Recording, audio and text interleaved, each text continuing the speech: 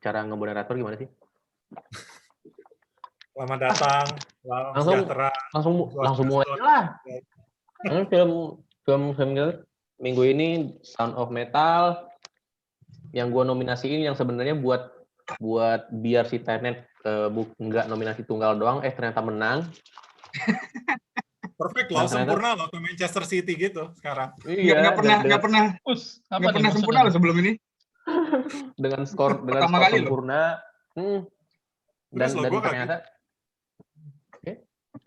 mungkin kayak biasa kan, di awal kan kita first impression dulu nih di filmnya kayak gimana.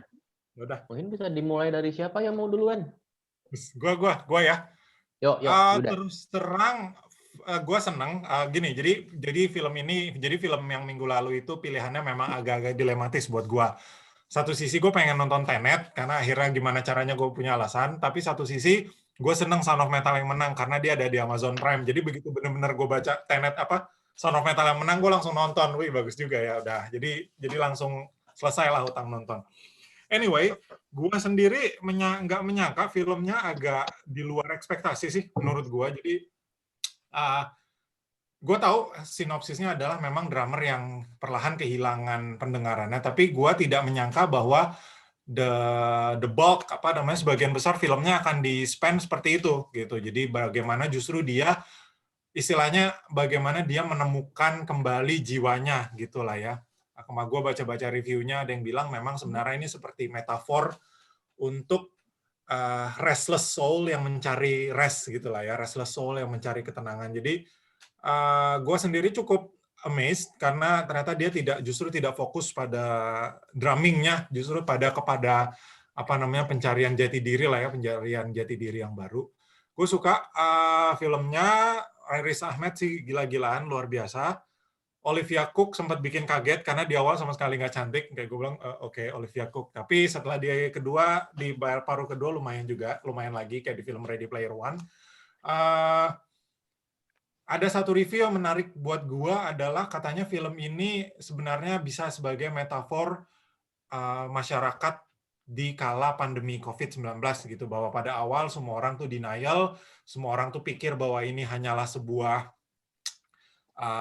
halangan sementara yang gimana caranya harus bisa diselesaikan, tapi lama-lama akhirnya orang berpikir bahwa ya udah memang berarti kehidupannya harus seperti ini sekarang gitu. Nah, itu dulu dari gua cukup suka filmnya dan gua cukup enjoy lah dengan ceritanya. Nah, itu dulu. Oke.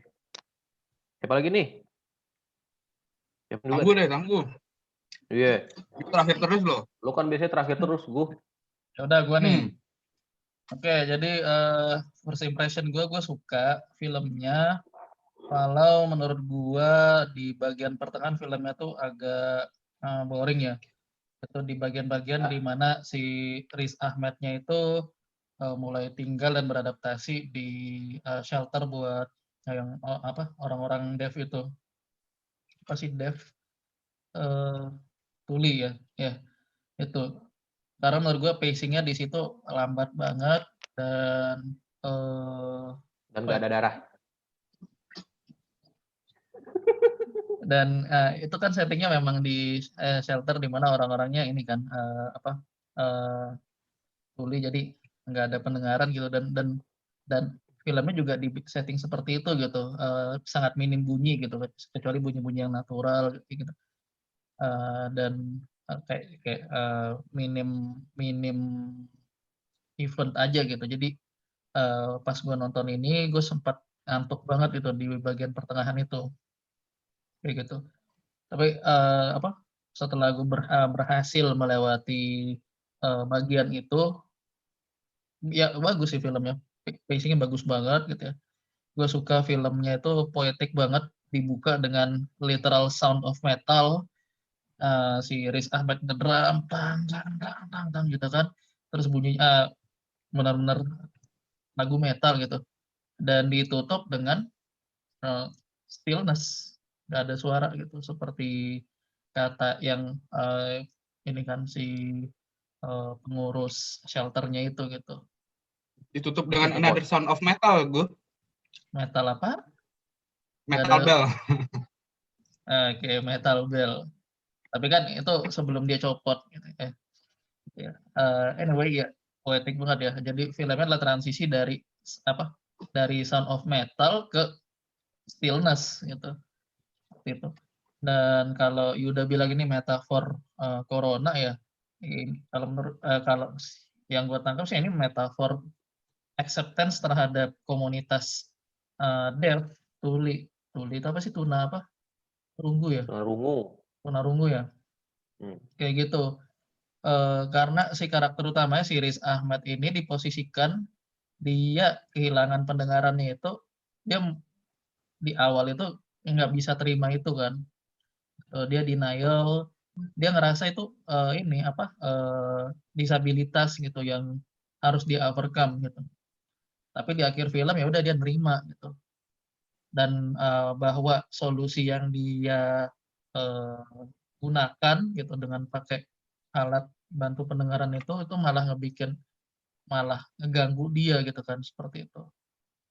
Dan dia udah akhirnya bisa nerima stillness itu. Bagus sih menurut gua. Ya, itu aja dulu untuk first impression. Saya kembalikan ke Bung Fanta. Oke, terima kasih Bung Tangguh. Kita masuk ke narasumber utama kita nih sekarang nih berarti nih. Alah. Enggak, gue mungkin yang lain juga udah mengira kali ya, kayak buat gue tuh personal banget sih film ini. Dan biasanya kan gue sekarang gue nggak suka film-film yang kayak gini, biasanya kayak slow silence gitu, nggak banyak yang bisa memuaskan gue gitu. Maksudnya kalau yang film kesukaan Tangguh dan Fanta itu apa? Di film Italia itu La Grande Bellezza gitu kan. Oh, kesukaan Tangguh suka. Gue puas, tapi Tangguh suka Jack Gambardellanya doang.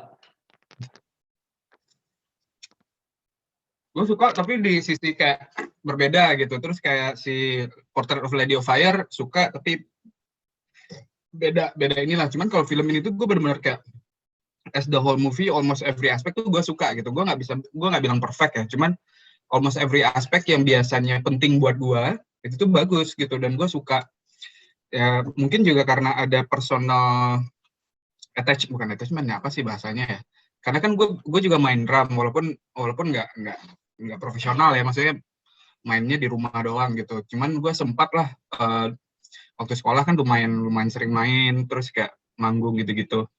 Dan tinnitus itu tuh memang penyakit yang sangat akrab banget sama drummer gitu. Karena kenapa drummer doang yang lain enggak? Karena ketika main drum itu kita dekat banget kan sama alat perkusi drumnya. Jadi kayak ya yang paling sering kena tuh emang drummer gitu. Makanya lu harus pakai ear monitor yang bagus lah intinya gitu. Terus gue tuh kayak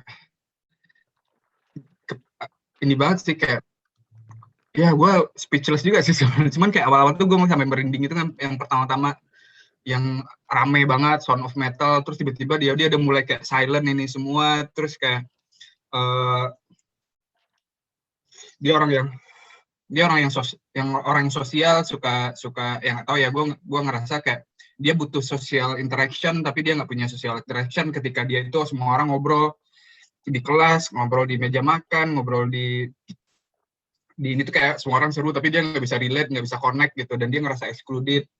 Itu tuh juga hal yang ini buat gue, karena gue orangnya juga sosial kan gitu, dan ada teman buat ngobrol tuh penting buat gue. Terus kayak detail buat gue malah kayak ketika dia udah nyampe di komunitas itu tuh part yang paling bikin gue ini gitu, kayak di satu sisi itu menyedihkan, di satu sisi relatable, di satu sisi itu kayak sangat realistik gitu. Terus dari sisi musisinya dia kayak pas melihat orang nari, terus dia keluar sama nih anak bocah satu, terus ke prosotan gitu kan, bocahnya dengerin di sana, terus dia mulai pick up ininya dia di komunitas itu tuh ini banget, kayak bagaimana seorang musisi itu butuh audience gitu, walaupun audiensnya cuma satu orang dan itu pun deaf, dan lu main juga kayak gitu doang, tapi itu kayak give some energy to you gitu. Dan hal-hal kayak gitu tuh hal-hal subtle yang yang dia dapat gitu, filmnya dapat dan nyampe sih, menurut gue nyampe banget sih, dan gue suka banget sih. Terus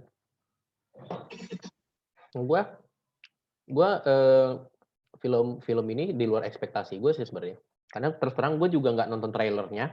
Gue cuma tahu, gue aware nih ada film judulnya Sound of Metal yang main Riz Ahmed.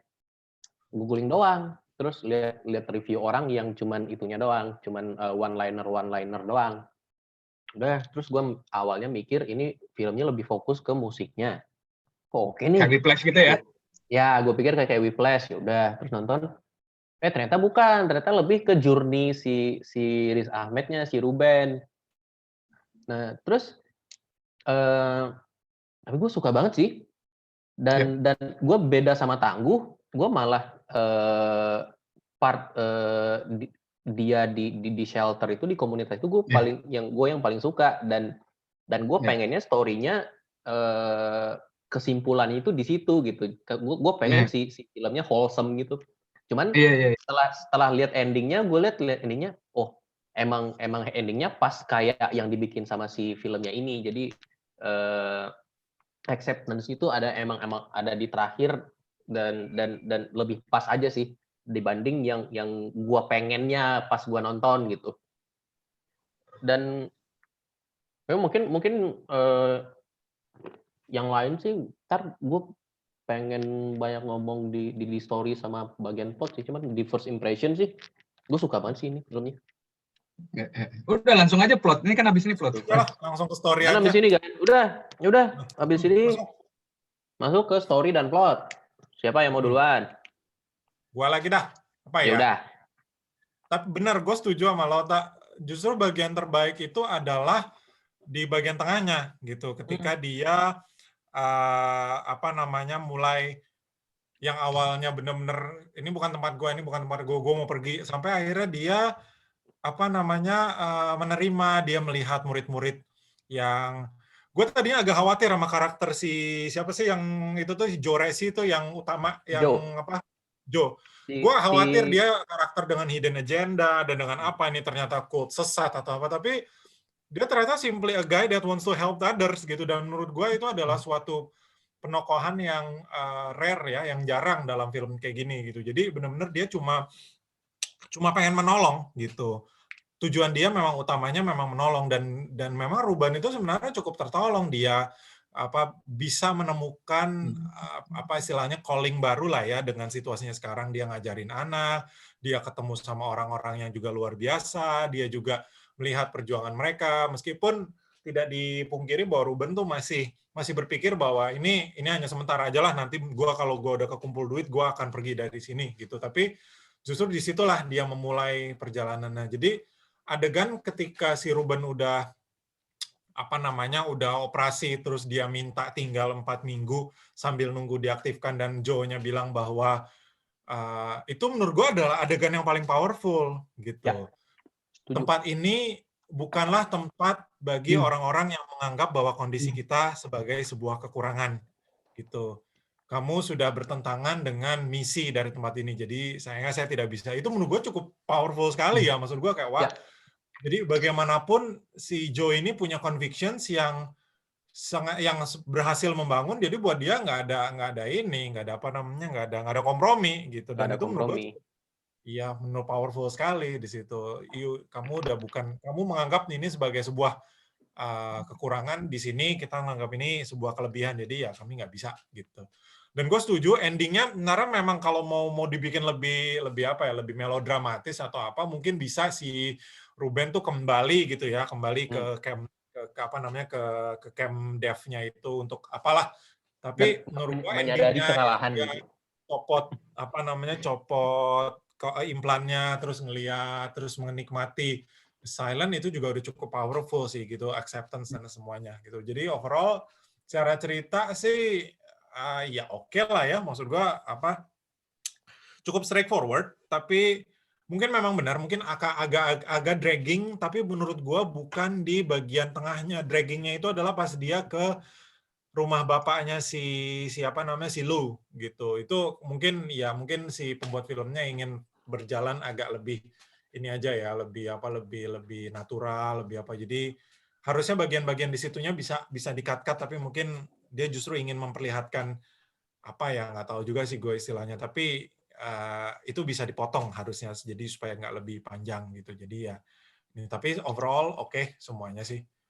The moment juga ketika dia ngomong sama lu, ayo kita balik lagi, kita touring lagi, kita ini lagi, terus lu-nya yang kayak ketakutan dan ragu, terus dia bilang, oh ya, it's okay, dan dia pergi, ya itu juga sebenarnya menurut gue cukup powerful, karena itu bagian dari acceptance-nya dia bahwa ya hidupnya sudah tidak seperti dulu lagi, gitu, dan dia harus terima dari situ, gitu, seperti itu.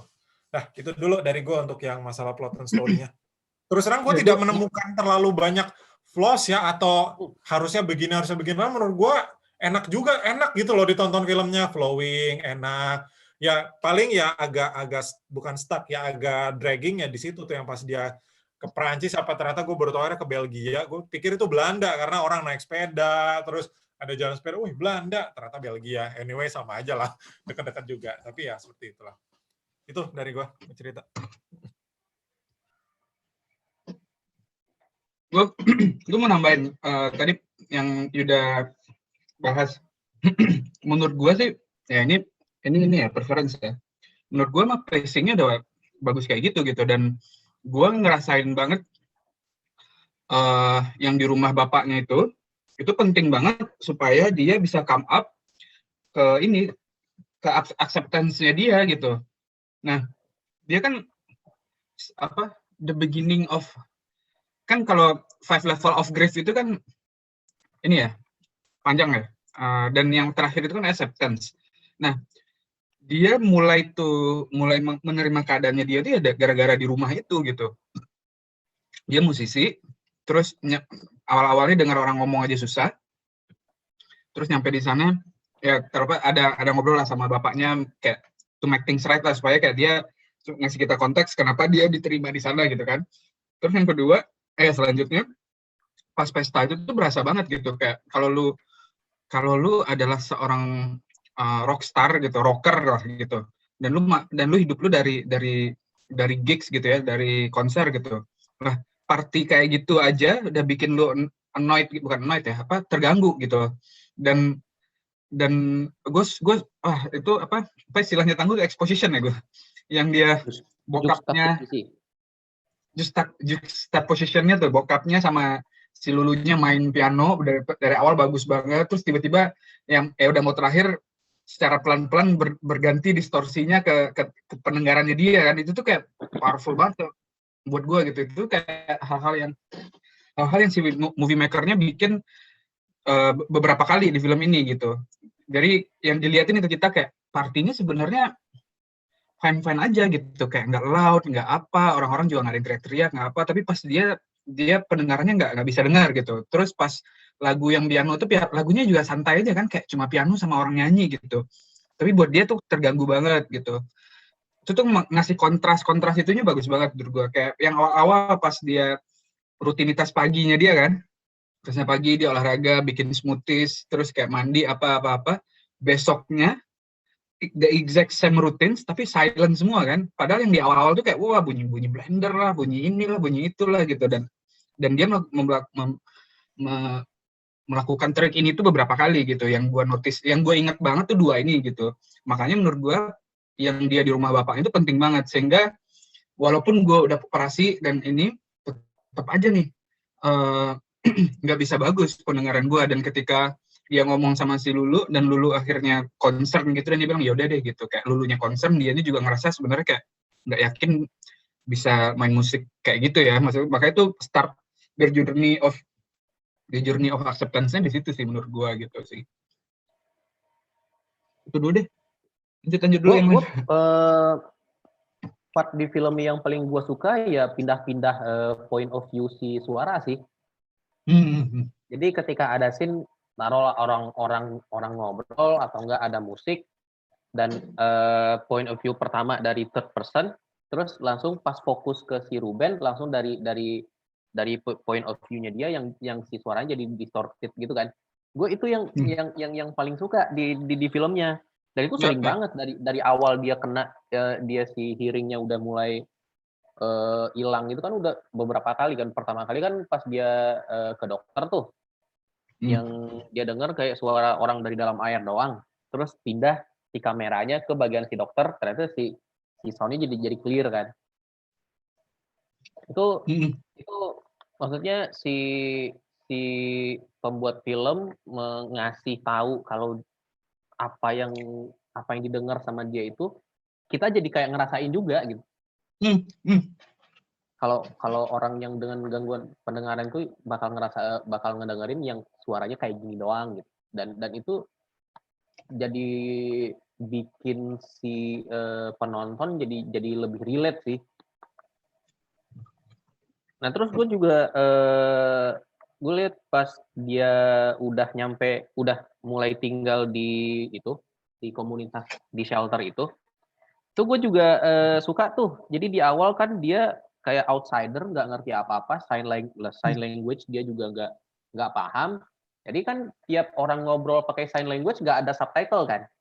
Jadi seolah-olah itu membikin kita berada di posisinya si Ruben juga. Jadi tiap semua ngomong apa kita jadi nggak ngerti. Cuman perlahan-lahan dia udah mulai belajar sign language itu, jadinya abis itu langsung ada subtitle tiap orang ngomong pakai sign language. Jadi menurut gue itu brilian sih. Jadi kita bareng-bareng sama si Ruben jadi belajar jadinya. Itu bikin karakter si Rubennya jadi lebih empatik sih. Cuman gue tetap kayak gitu yang bikin kita relatable banget gitu, kayak berasa itu yang bikin kita lebih relate sama si karakternya. Cuman tetap aja sih gue suka greget juga sama si karakternya si Ruben. Apalagi pas terakhir kan dia mutusin buat masang implan gara-gara itu kan, gara-gara nyolong searching tentang si Lu. Ternyata si Lu lagi di Paris ada gig segala macem dan bikin FOMO aja dia ke trigger kan. Anjing, si Lu udah kayak gini nih, gue masa ngajar di sini doang. Kan setelah itu dia baru memutuskan buat jual barang-barangnya segala macam. Itu ya cuman kalau dipikir-pikir sih ya itu on karakternya dia. Cuman kita sebagai penonton, gue sebagai penonton greget aja liatnya. Tai lah lu, kenapa nggak di shelter aja gitu.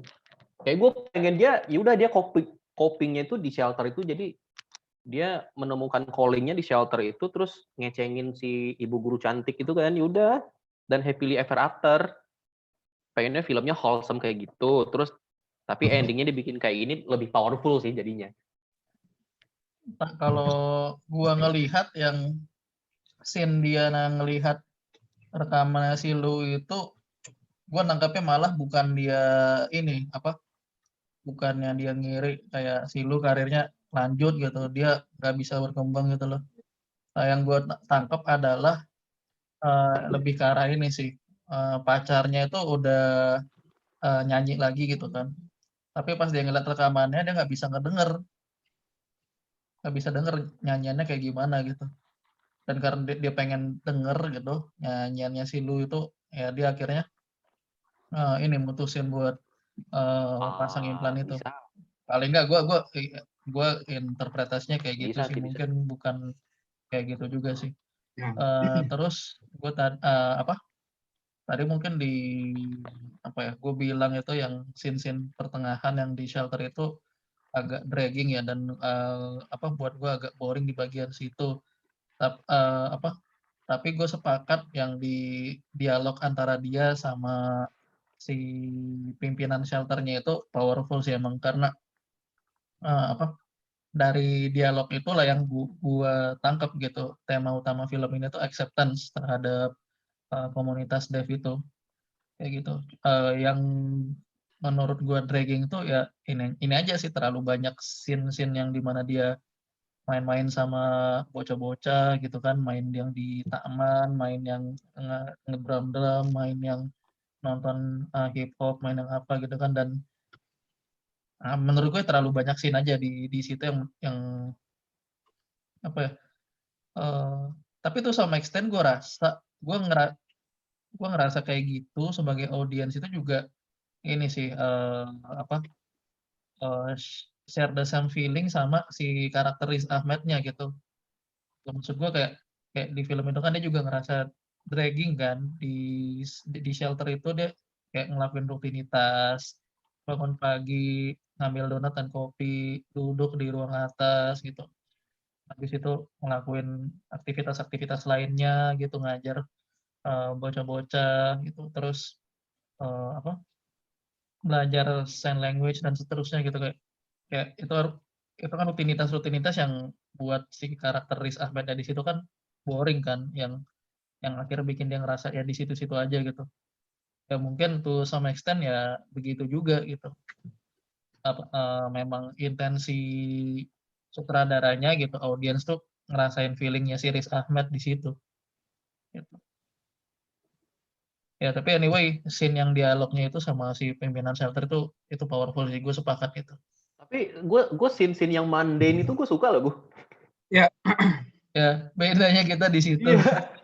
Ya dia mana terus bantu gambarin gambar cewek bugil buat si temennya yang di shelter itu kan, kayak itu kan sebenarnya apa sih? tapi yang kayak gitu gue suka. Terus main ke kebon sama anak-anak kecil itu kan, yang teman dia belajar sign language.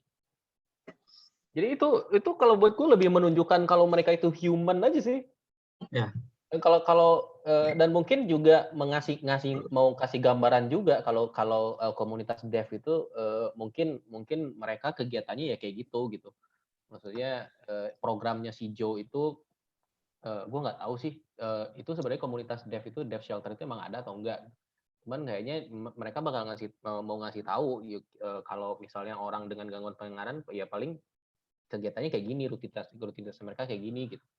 Dan gue tetap enjoy scene mundane-nya gitu. Scene mereka makan malam gitu yang ramean semeja itu gue juga suka. Kayak mereka ngobrolnya cuman pakai sign language sama orang yang di seberang gitu, kayak seru aja liatnya. Hangat banget ya. Iya, hangat banget. Jadi kayak beda banget waktu pertama kali dia datang. Jadi walaupun mereka masih bisa menemukan cara buat bisa berkomunikasi gitu. Gue mau bahas ini sih, mulai dari dia ngobrol terakhir sama si Joe yang punya itu ya. Ya. Nah si Ruben kan salah satu yang menurut gue ini interpretasi gue ya. Key point-nya adalah ketika si Joe bilang you behave like an addict, kata dia kan. Ya along that line lah ya. Terus enggak kok, gue nggak pakai apa-apa, gue clean apa gitu kata dia kan. Nah maksud gue malah ngerasa ini related dengan yang sama dia di komunitas itu ya. Gue malah ngerasa di komunitas itu tuh malah kalau bisa lebih panjang gitu. Kenapa? Karena gue lihat dari awal dia datang, dia udah disuruh janji sama pacarnya untuk harus di sana, untuk harus getting better gitu kan. Terus udahlah dia merasa sendirian banget, excluded banget, nggak bisa ngobrol sama siapa-siapa. Terus kayak malah disuruh ngerjain ini, nulis yang dia juga nggak suka, bla bla bla gitu kan. Terus pelan-pelan akhirnya udah lebih bagus gitu. Nah, dan semua scene itu tuh memperlihatkan bahwa gimana pelan-pelan dia itu sebenarnya orang yang punya tempat di komunitas itu gitu. Dia punya tempat baik itu buat anak-anaknya, dia ada figur yang bisa dia isi di sana, terus kayak buat di rumah itu juga ada, terus dia punya teman sama yang lain gitu kan. Nah, poin si movie maker adalah kayak ini loh, hidup lu di sini juga aman loh sebenarnya. Dan lu akhirnya di ujung-ujungnya dia di over position kan. Lu mau bantu di sekolah boleh, lu mau bantu di sini boleh, lu bantu di duanya juga boleh gitu. Lu gimana kalau lu jadi part of this community gitu. Nah, itu one thing. Terus yang kedua, dia penasaran kan ngelihat sih lu tampil di Paris. Nah, kalau menurut gua, ini kan kalau cerita lu interpretasi begitu ya. Interpretasi gua adalah ini kan FOMO ya sebenarnya. Dan gua nganggap apalagi model-model rocker atau musisi yang kayak punya follower, kalau dia kan memang udah terkenal termasuk majalah gitu ya. Lu manggung dan menjadi center of attention di audiensnya lu tuh kok something yang ini gitu loh, kayak lu nggak bisa dapat itu di tempat lain, susah dapat itu di tempat lain gitu. Apalagi kalau lu performers kayak I don't know ya, cuman at least Fanta pasti can relate gitu, kayak ketika lu di atas panggung terus lu ngelihat orang ngelihat lu dan kayak connect dengan lu gitu tuh, kayak tuh chemical yang berbeda juga di otak lu gitu, dan itu tuh hal yang susah didapat, susah digantiin gitu. Nah, dan gue ngerasa addiction-nya dia itu at that time adalah itu gitu, karena setahu gue nih orang-orang yang addict gitu, addiction itu tuh adalah tendensi gitu. Dia bisa addict ke game, dia bisa addict ke makan, bisa addict ke olahraga, bisa addict ke apa. Nah, addiction-nya dia tuh di situ gitu. Dan dia ketika baru ngelihat si lu gitu doang, dia langsung ngerasa kayak, wah, gue di sini doang nih.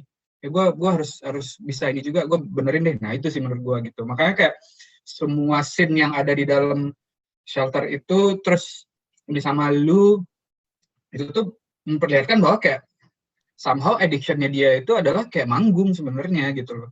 Dan itu kelihatan banget ketika kalau misalnya kita bilang nih, turning point antara dia feel secluded, feel alone di komunitas, sampai dia akhirnya diterima, turning point-nya adalah ketika dia main drum di perosotan itu loh. Dan itu tuh kayak menurut gue ya, interpretasi gue adalah itu kayak symbolize bahwa kayak ya emang yang ketika dia mendapatkan an injection of whatever he addicts to gitu, kayak which is attention atau audience lah gitu ya, dan dia langsung ini habis itu kayak ngajarin anak-anak satu kelas main drum, apa didengerin orang, dilihat orang untuk perform, itu tuh another kind of addiction sih gitu. Dan itu jadi turning point kan, setelah itu tuh baru bagus-bagus semua tuh, dia gambar lah, dia apalah, main-main lah, apa gitu-gitu loh. Menurut gue sih gitu. Gue mikirnya dia mutusin buat pasang implan tuh keputusan yang impulsif sih. Iya. Karena dia ngelihat video si lu itu. Jadi itu karena apa ya? Kan on karakter sih sebenarnya, cuman kan di shelter itu udah ada peraturan, lu nggak ada kontak sama dunia luar kan. Cuman dia karena masih belum embracing cara hidup di shelter itu, dia tetap curi-curi ngecek email kan segala macem. Nah itu yang bagi gue jadi kayak bikin ceritanya endingnya jadi seperti itu. Soalnya kalau misalnya dia ya udah dia patuh aja lah sama peraturan itu, kayaknya si ceritanya bakal lebih wholesome sih. Cuman nggak powerful. Karena dia jadi impulsif, terus nggak cari tahu dulu, maksudnya kan dia baru tahu baru ngeh itu kalau walaupun dia udah pasang implan, tapi sebenarnya yang dia dengar itu interpretasi otaknya doang, bukan si suara yang keluar dari lawan bicaranya itu. Kan dia baru tahu setelah dia aktivasi si implannya kan. Ya. Angga gue mikir dia itu keputusan yang impulsif, jadi dia nggak cari tahu dulu, maksudnya cara kerja si implan tuh kayak gimana, ntar dia ngebayangnya udah ntar gue bakal bisa denger, gue bisa main musik lagi, padahal kan sebenarnya enggak kan. Dan itu kayak sih. Ya makanya gue pas yang tadi dia ngeliat lu itu kan, kalau kan agak lama tuh, lu notice deh dari awal itu sampai terakhir, kalau ada orang nulis, baik itu lu atau siapa yang ngobrol sama dia nulis, jarang banget diliatin tulisannya apa gitu. Kayak kita mau baca bentar, udah lewat gitu. Kecuali waktu dia habis operasi, sama ketika dia ngeliat videonya lu lagi manggung kan.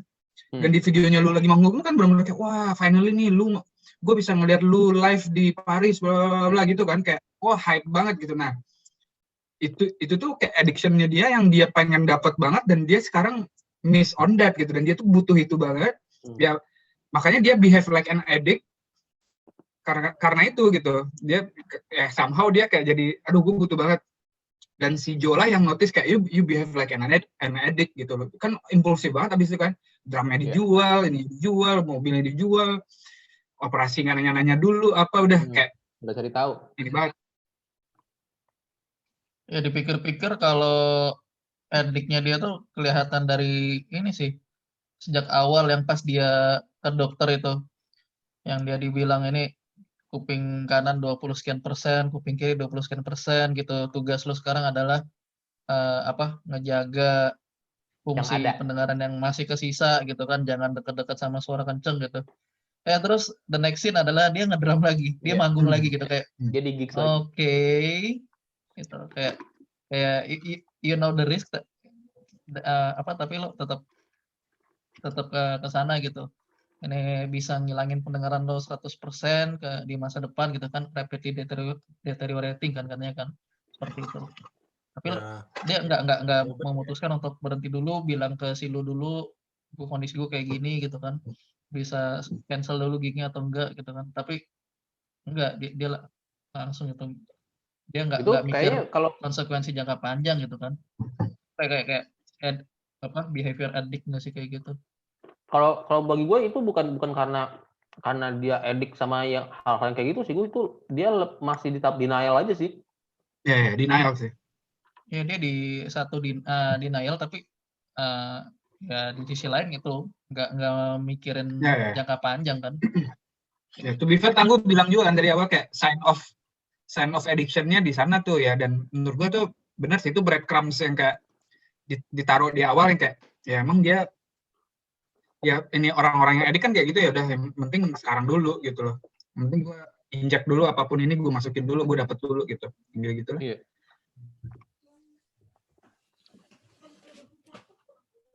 Terus sih gue I don't know ya, somehow kayak Sound of Metal itu tuh judul yang powerful banget sih menurut gue, karena once dia deaf terus operasi, sound yang dia dengar tuh ya metalik semua udah gitu.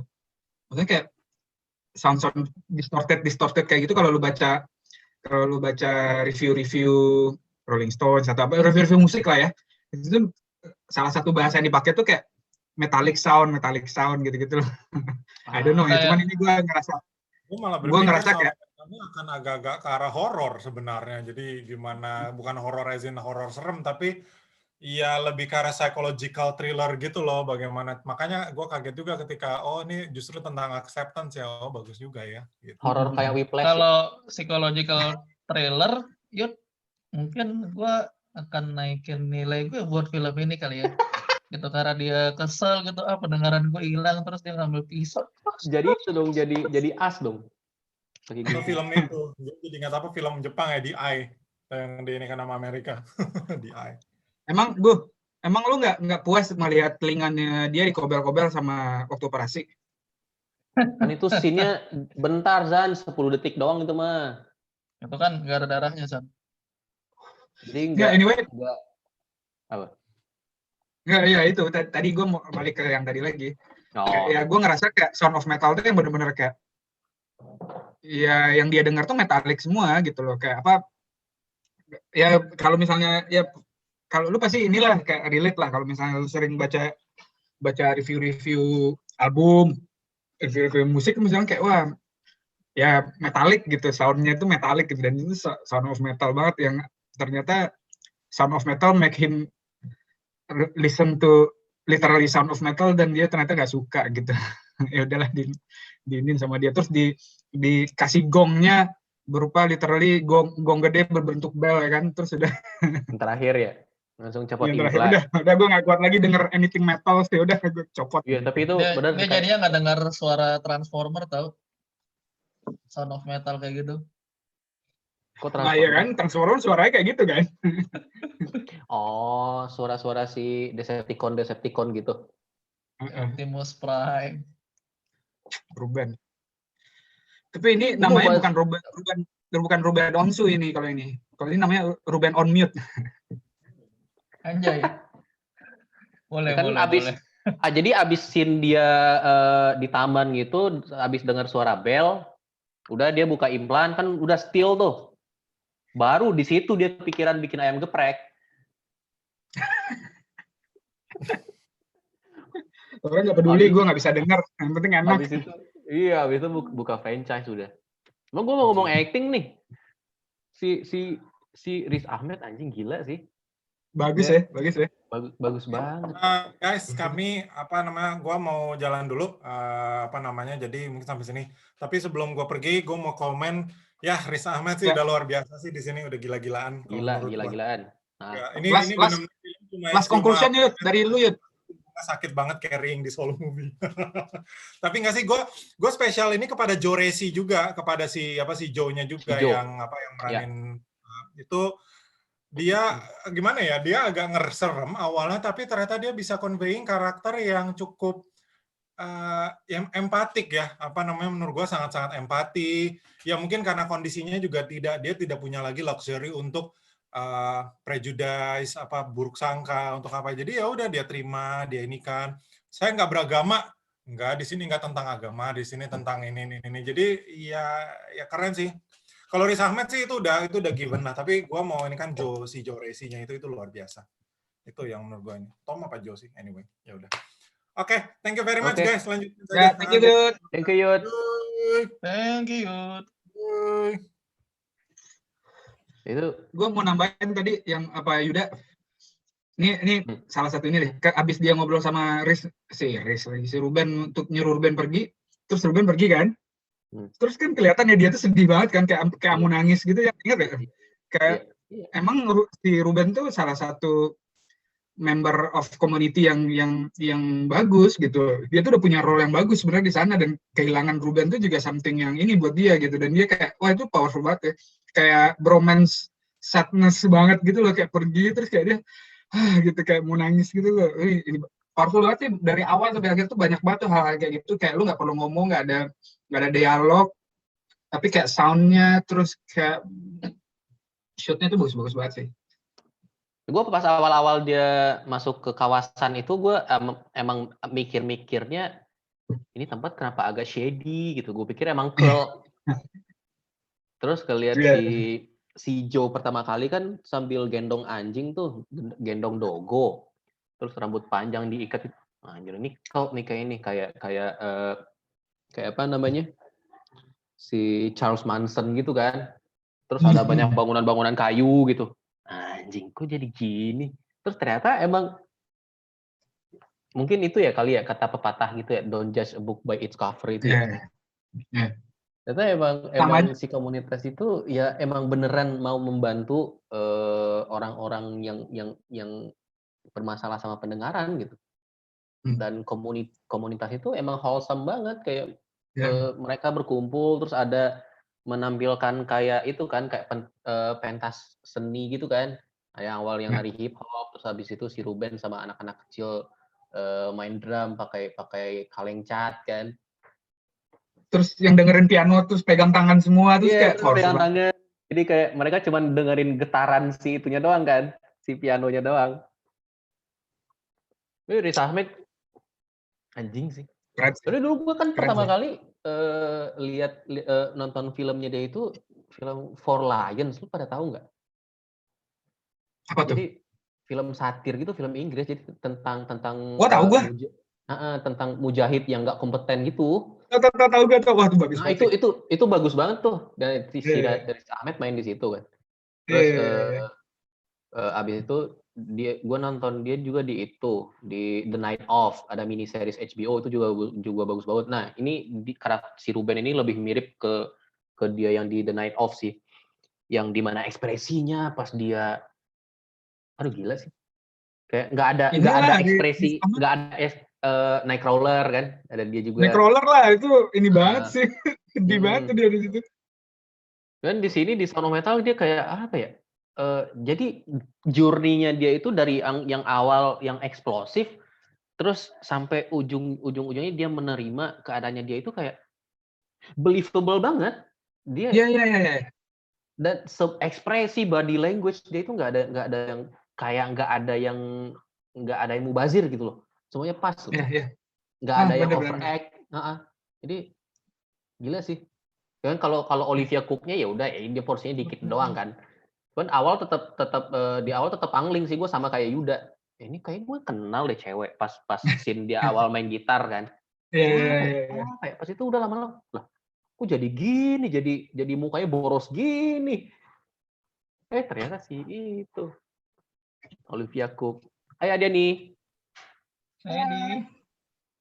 Tadi Ani baru sadar kalau Riz Ahmed yang main di itu Nightcrawler. Oh iya. Tapi beda banget kan karakternya tuh, jauh banget bedanya. Iya. Jauh banget bedanya, emang bagus sih. Dan gue nggak hanya Riz Ahmednya, terus kayak shot-shotnya, scene-nya menurut gue tuh perfect aja sih, kayak nggak lebay, dan Iya. nggak berlebihan dan nggak kurang juga gitu loh. Heeh. Bagus banget Sound-nya sih yang paling oke sih. Karena Wah, gila emang sih. filmnya tentang sound. Judulnya juga sound. Iya, makanya. Kayak yang kayak noise banget terus kayak silent Heeh. terus wah bagus banget sih. Pindah-pindah POV-nya itu bagus banget. Wah, keren sih. Ya filmnya sendiri kan perpindahan POV dari Sound of Metal to Stillness Iya, dalam 2 jam. dalam 2 jam. Dari awal dikasih noise semua, di ujung tes dipotong semua. Anjing. Iya. Gue tuh pertama POS dong kata dia nih. Oh iya bener juga ya. POS dong. Point of sound. Point of listen dong. Paul berarti Paul. POH, point of hearing. Ya, point of hearing kali ya. Pop atau Paul. Gue tuh kayak pertama itu aja udah merinding banget. Gue kayak, aduh, yang powerful banget ya. Itu gue tahu kayak, wah, this is gonna be a good movie itu pas dari situ tuh. Yang dia pagi sebelumnya heboh banget kan, bunyi blender lah, bunyi ini. Terus the exact sama rutin besoknya silent semua tuh kayak, terus mukanya Riz Ahmed gitu. Dia nggak ngomong tapi mukanya dia tuh ngomong banyak hal banget gitu dan kayak wah gue merinding banget gue.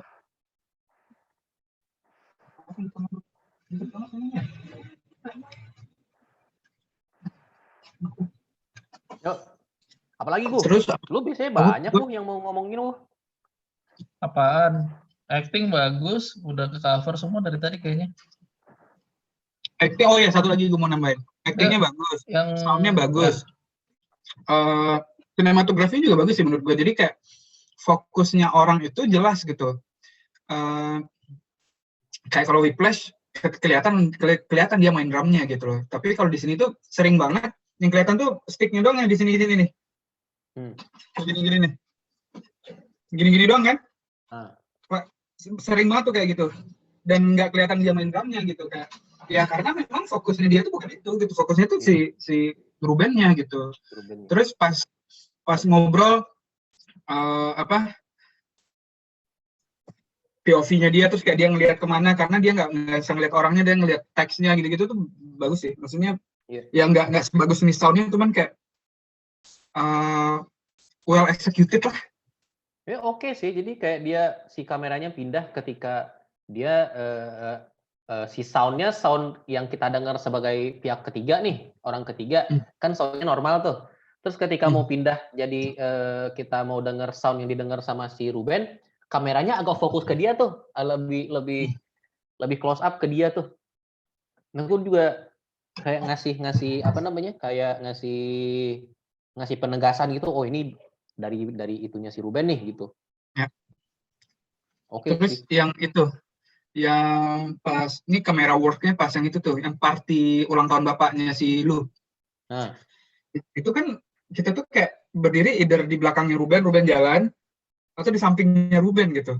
Kayak kita tuh sharing the feeling of loneliness dan excluded-nya dia gitu loh, kayak dia jalan, dia pakai baju kaos sendiri, yang kan orang pada pakai baju jas formal pakai kemeja gitu kan. Terus dia jalan, terus pindah pojok sana ngerokok, ke sana terus kayak nyoba ngobrol sama orang tapi kayak nggak jelas kedengarannya apa, dan itu kayak wah ini banget sih, powerful banget sih filmnya, powerful banget sih menurut gue. Kayak terlepas I don't know ya, gue ngerasa ya mungkin buat gue jadi ekstra karena gue juga ada poin-poin yang relatable buat gue, tapi gue ngerasa juga buat orang yang enggak ini juga tetap sampai gitu message-nya dia dengan sound-nya, dengan camera works-nya, dengan acting-nya Riz Ahmed tuh sampai sih menurut gue, message-nya sampai banget sih.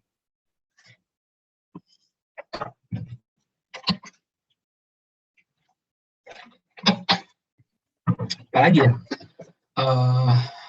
Scoring, directing, editing juga bagus sih. Editing bagus. Apalagi tuh? Yang lu nggak suka deh. Ya kan gua sama Fanta suka banget sih. Yang gua minus deh. Yang minus deh. Selain yang tadi yang lu udah bilang kan, tadi lu udah bilang tuh. Juga. Ya gue sendiri juga nggak banyak aspek yang gue nggak suka dari film ini sih. Ya paling cuma apa yang gue udah bilang tadi, di bagian tengah gue ngerasa agak dragging. Tapi di Loh, Fanta mana? Fanta hilang. Tunggu dulu deh. Oke, jadi yang gue nggak suka dari film ini gue udah bahas tadi sih. Filmnya berasa dragging di tengah-tengah, di bagian pas dia di shelter Dev itu. Ya tapi di luar itu nggak banyak sih aspek yang gue nggak suka dari film ini. Bagus. Mana? Tak. Oke, kirain ada lagi yang Ya. lain. Gue Nggak, pikir tadi- gue pikir masih panjang. Iya, gue pikir panjang tadi apa. Enggak, tadi Heeh. dia nih nambahin kan tadi. Dia bilang, di film ini tuh nggak ada antagonis. Jadi kayak semua orang bertindak sesuai dengan karakter aja gitu. Kalau misalnya agak terlihat mean atau terlihat tegas ya karena emang realistik aja gitu loh. Dan itu yang bikin ya film-film kayak gini kan memang biasanya kayak gitu ya. Maksudnya kayak nggak ada antagonis, nggak apa gitu. Yang bikin realistik kayak gitu sih. Justru itu gue suka apa namanya, kayak film atau enggak itulah media-media hiburan lah. Gue lebih suka yang nggak nonjol, yang nggak ada pihak baik dan pihak buruk gitu loh. Nggak black and white gitu ya. Dan yang nggak black and white. Kayak ini gue film suka juga. Kayak sekarang gue lagi baca manga kan. Gue nemu manga baru gitu judulnya Space Brothers. Itu tentang si kakak adik yang pengen jadi astronot gitu. Nah itu seru banget. Padahal di situ nggak ada antagonis sama sekali. Jadi nggak tahu sih, mungkin ya itu preferensi gue jadi lebih bergeser aja sih. Tahun-tahun terakhir ini gue lebih enjoy yang karya seni yang kayak ini gitu. Iya. Gue malah yang kayak gini biasanya gue nggak terlalu enjoy ya. Cuman yang ini tuh gue enjoy banget. Karena personal. Mungkin personal itu yang pertama. Tapi gue mikir nih kalau itu bukan personal pun bagus banget gitu. Kayak pergolakan dirinya dia tuh kelihatan dari actingnya, dari mukanya, body language-nya. Terus kayak scoringnya itu loh. Scoringnya itu powerful banget sih menurut gue. Scoringnya terus kayak scene-nya itu kayak abis ini tuh ini, terus kayak yang ditangguh bilang, abis dibilangnya lu harus jagain hearing lu ya, terus tiba-tiba langsung main drum gitu-gitunya loh. Itu bagus banget sih menurut gue. Pas banget ininya. Terus kayak gue mau bisa ya lu ambil operasi supaya bisa main lagi, terus kayak lu party ulang tahun di rumah doang lu udah langsung kayak udah limbung banget gitu. Terus kayak ini banget sih kayak di stuck position ya. Bagus banget ininya. Bagus banget sih. Gue jarang sih menikmati film kayak gini. Film yang gue tonton tahun ini film-film favorit gue deh. Ya walaupun tahun ini gue belum nonton banyak film sih tahun ini sih dari awal tahun. Tapi ini langsung kayak peringkatnya langsung di atas gitu. Iya. Gue yang suka tuh Soul sama inilah. Oh Soul. Sama Soul bagus sih. Semuanya Soul. Soul tahun lalu kata dia nih. Semuanya Soul tuh. Soul, Sound of Metal. Iya, bagus banget sih. Parah. Terus ini drama bukan ya drama kali ya, drama lah. Pokoknya pergolakan batin apa gitu itu kan gue tuh gue sebenarnya nggak nyaman banget nonton film ini gitu. Gue selesai film tuh kayak gue nggak uncomfortable banget, tapi kayak that's exactly the point karena dia jago banget menyampaikan pesannya. Dan gue tuh selesai dia kan Ahmednya udah silent gitu kan, terus kayak berhenti, terus kayak biasa kan gue sebel kok berhenti di situ doang sih. Yang gue suka sering sebel yang film-film kayak gini kan biasa kayak gitu, cuman kayak ya, gila tuh kayak powerful banget ya endingnya. Biasanya ending kayak gini tuh gue paling sebel tuh, tapi kayak wah gila powerful banget sih dan uncomfortable banget. Terus kayak wah bagus sih. Endingnya pas banget sih bagi gue. Pas sih. Kalau mau di-compare sama Soul misalnya, Soul itu kan juga film tentang acceptance kan. Kalau di Soul itu kan Joe tuh accept bahwa ya there's more to life dan ambisi lo menjadi musisi yang top dan sebagainya kayak gitu. Tapi secara eksekusi tema acceptance itu menurut gua film ini jauh lebih powerful sih. Gimana ya? Di diskusi sebelumnya kan ini ya pada bilang juga kan memang filmnya Soul itu endingnya memang harus kayak gitu untuk tema acceptance itu gitu, tapi kayak agak kurang pack a punch lah gitu kan, apalagi dibandingin sama film-film Pixar lainnya gitu kan, seperti itu. Tapi kalau film ini ya ending simple kayak gitu menurut gua ya punch banget gitu. Iya. Kayak benar-benar ngerangkum semuanya, kayak kayak filmnya dimulai dengan Sound of Metal literal gitu kan, dan diakhiri oleh Stillness gitu. Diawali dari denial, diakhiri dengan acceptance gitu. Itu kayak kayak ya powerful banget gitu. Terus apalagi ya? Paling yang menurut gua apresiasi dari film ini adalah dia ngelibatin banyak itu si deaf community sih dalam filmnya gitu. Jadi kayaknya sebagian besar pemeran-pemeran di deaf shelter itu ya emang komunitas deaf beneran gitu ya. Seperti itu. Ya.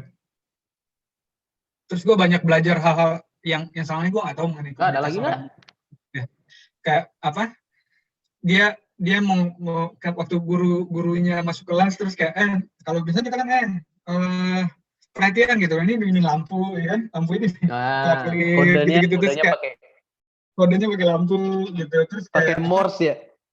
pakai Morse, terus telepon yang kayak lu nggak bisa dengar tapi ada teksnya, dan gue tuh benar-benar membuka gue ini kayak wah bener sih, access to disability disable people, apa sih bahasa yang lebih ini, gue salah ngomong terbahaya. Pokoknya akses itu penting gitu loh maksud gue, dan karena orang-orang tersebut juga struggling sebenarnya. Beberapa hal mereka bisa survive, mereka dapat cara mereka sendiri gitu, even mendengarkan musik dari kayak kan istilahnya bone induction ya kan, kalau misalnya headset yang baru-baru tuh yang canggih-canggih itu udah ada tuh yang kayak dia sebenarnya nggak ngasih sound wave gitu, cuman benar-benar ngasih vibration ke tengkorak lu gitu, dan lu benar-benar dengerin dari bone induction-nya gitu. Itu udah banyak tuh sekarang, udah ada beberapa lah headset mahal tuh. Nah, dan mereka menggunakannya untuk mendengarkan musik, hal-hal kayak gitunya tuh bagus banget menurut gue, dan membuka mata juga sih bahwa orang-orang dengan disability itu perlu diperhatiin juga, dan ini church kan, bukan pemerintah gitu loh. Dan gue mencoba mengisi role-nya Noval nih ya, biasanya membawa ke topik-topik seperti ini ya kan. Juga kayak Iya. itu bukan kehadiran Noval itu sih disayangkan gitu kehadirannya. Perspektifnya Noval di situ kan biasanya. Iya. Juga kayak kalau misalnya harusnya ini kan pemerintah nih ya, ini kayak gini yang pertama. Yang kedua, kalau misalnya dia nggak tinggal di city country, mungkin dia akan ya udah, telinga gue sakit, gue tinggal pergi ke rumah sakit, gue minta dioperasi doang ya. THT, terus nanti dijawabin operasi, terus dikasih tahu ya ini ya kayak gini ya, efek sampingnya bakal begini bla bla, udah dia nggak perlu kayak ini, udah selesai tuh. Kayak ada beberapa film kita yang kayak akan nggak ada ceritanya kalau dia nggak tinggal di city country, kayak Never Sometimes Rarely Always tuh. Never Rarely Sometimes Always juga kayak gitu kan sebenarnya tuh. Ya ini aja sih, membuka mata aja sih menurut gue, dan akses akses baik itu hotel, baik itu nonton TV, itu gue sekarang jadi gue kan kalau kita nonton Netflix ada sisi kan closed caption gitu, seberapa penting sih itu. Nah, dan dengan menonton film ini gue juga kayak ya penting juga ya, ada di TV itu ada sign language atau minimal ada closed captionnya. Terus kayak orang-orang ini kalau misalnya naik kereta gimana gitu, nggak ada pengumuman, nggak ada apa gitu loh, dan cukup membuka perspektif gue sih terhadap people with disability gitu. Sama ini sih yang gue suka dari filmnya adalah dia tuh nggak putting hearing loss itu sebagai suatu weakness di film ini itu tapi nggak juga meromantisir itu loss of hearing itu gitu, kayak it's not something yang it's not something yang kayak lo gifted gitu kan, lo kehilangan pendengaran tapi lo jadi jago banget di hal lain gitu kan, atau bukan juga sebagai weakness yang lo kehilangan pendengaran, lo kehilangan segala-galanya kayak gitu loh. Maksud gue kayak itu kan udah kayak trop tersendiri kan di film atau TV gitu. Lo misalnya kehilangan salah satu indera, misalnya penglihatan gitu, tapi lo jadi heighten senses lo di indera-indera lainnya gitu. Apa kayak misalnya ambil aja contoh Daredevil gitu kan. Itu kan superhero buta gitu, tapi indera pendengarannya, penciumannya dan seterusnya itu jadi kayak sangat heighten sampai dia udah kayak punya super power gitu kan, seperti itu. Kayak itu kan apa ya, buat gue tuh satu ya ini apa loss of vision-nya itu ya dianggap sebagai weakness yang untuk di offset itu dia harus Dikompensate ya. dikompensate dengan meningkatkan penginderaan lainnya kan, kayak gitu kan, seperti itu. Gitu tuh sama extent menurut gue ya ya seperti itu. Nah ini enggak gitu. Atau misalnya juga apa kan ada truk film atau TV juga di mana orang yang apa mungkin buta atau tuli gitu kan, tapi dia jadi bijak banget gitu kan, seperti itu, karakter Sage atau karakter apalah gitu, seperti itu. Ya, itu kayak meromantisir ini sih apa buta atau tuli itu. Nah di film ini enggak kan, apa ya, orang tuli itu simply human gitu, Iya. cuma beda Jadi sedikit kayak aja mereka gitu. kayak si filmnya ngasih tahu kita these things happens gitu. Itu dan And apa and it's dan real. juga filmnya kayak apa, it can happen anytime to anyone gitu kan, maksudnya ke ke orang yang profesinya itu mengandalkan dia harus mendengar gitu kan, kena gitu, seperti itu. Tapi juga apa ya, walaupun tadi ya Fauzan udah bilang gitu, ini drummer kemungkinan kenanya lebih tinggi daripada yang lain gitu kan, karena dekat sama apa perkusi, apalagi dia metal kan. Tapi ya filmnya nggak secara eksplisit bilang bahwa itu penyebabnya dia kehilangan pendengaran gitu kan, seperti itu. Jadi Iya. ya Iya. dia nggak secara eksplisit bilang itu, dia ngebuka Iya, kemungkinan iya, bahwa iya. ini it can happen to anyone gitu. Iya, malah emang nggak nyalahin si musik metalnya juga kan. Iya, iya, iya. Itu Iya, iya, iya. cuma Gua- ini sih, gua- cuma itu harus dihindari ketika dia udah mulai hilang kan pendengarannya 20% itu. Tapi dia bandel. Tapi di awal nggak di pointing out itu penyebabnya gitu kan. Karena dia natskal. Gue mau nambahin nih, gue jadi karena tangguh bahas ini jadi kayak keinget. Yang pertama itu kayak nggak ada victim blaming gitu loh. Ya. Yang pertama kayak oke, lu keadaan lu jadi kayak gini, lu tahu nggak nih gara-gara kenapa? Nggak ada attempt to do that whatsoever gitu loh, kayak apa? Gue mau ya si tangguh ke WC. Ya tunggu dulu lah. Nggak ngasih tahu lagi. Ngasih tahu dia tuh di apa? Oh, di chat. Si Rasdi sibuk nama tuh Sibuk sesuatu kalah kini kan sedang kencang jalannya. Oh. Jadi harus dipaci antar gitu ya.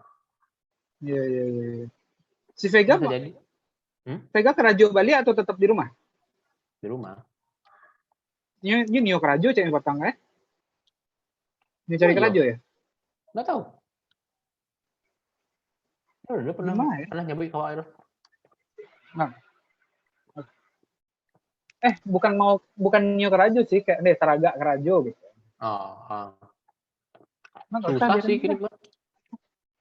Iya. Payah. Lah. Si apa mana Pantah? Ini set ya Pak.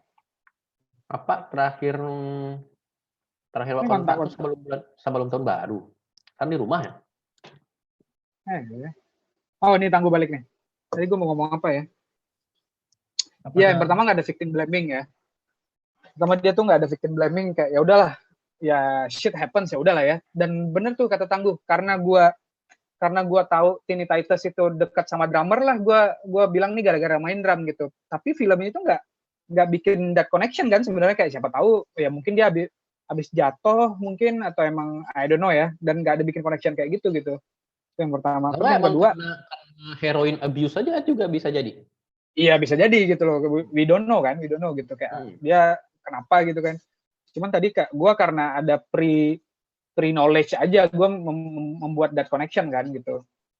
Terus yang kedua nggak dilebay-lebayin, nggak drama. Gue tuh kayak ya gue nggak bukan berarti nggak suka juga ya. Cuman gue kebayang nih bisa banget nih ya, bisa banget arah filmnya ke sini nih. Jadi pas dia nyampe di komunitas itu duduk di circle kayak gitu terus cerita sedih-sedih. Oh iya gue tuh kan sempat tuh yang dibilang kayak gue tentara terus bom ini dekat gua, wah ini arahnya ke sini nih, gue pikir kayak gitu kan. Terus nanti di circle itu kan nanti orang punya cerita masing-masing, oh iya gue ada ini, terus gue punya anak bla bla, terus kayak gue kehilangan hearing gue, terus gue sekarang ini lah gitu.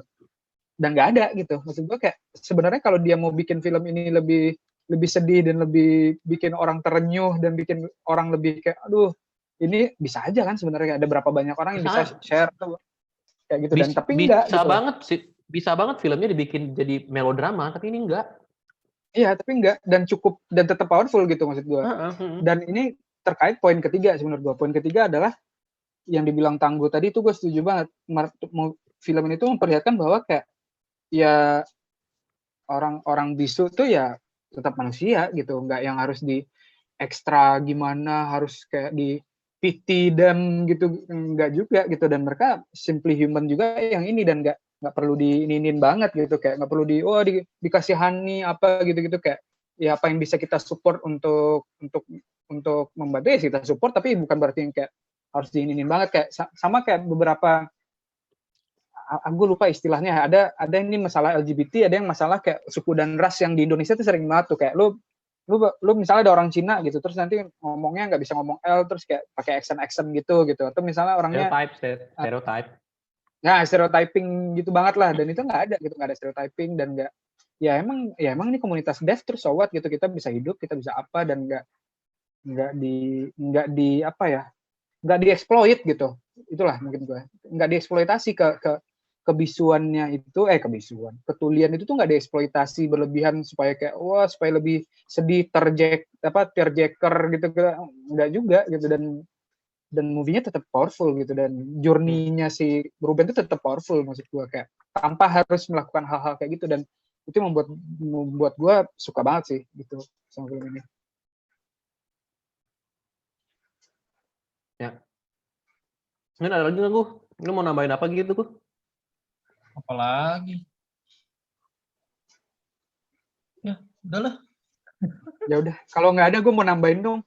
Ini di luar film ini. Di luar film, matiin aja recordnya. Di pause dulu ya.